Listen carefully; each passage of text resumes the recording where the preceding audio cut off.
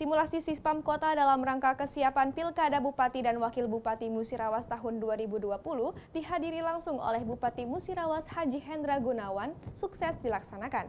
Berikut laporan selengkapnya.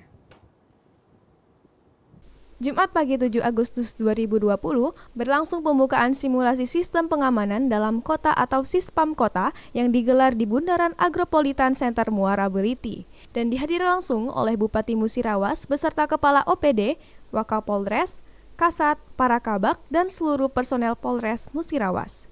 Kapolres Musirawas AKBP Efran Neldi menyatakan, kami dari Polres Musirawas terus berkelanjutan melakukan pelatihan sebagai upaya menciptakan pilkada yang aman dan sejuk bagi Kabupaten Musirawas.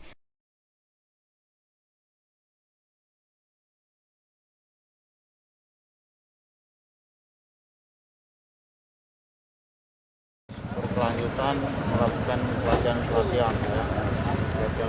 dalam upaya kita menciptakan pilkada yang aman, damai, dan sejuk di Kabupaten Musirawas.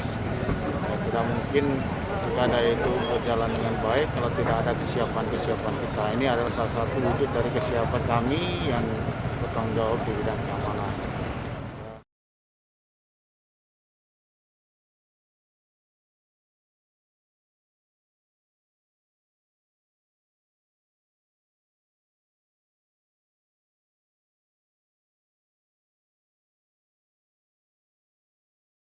Tim Silampari TV melaporkan.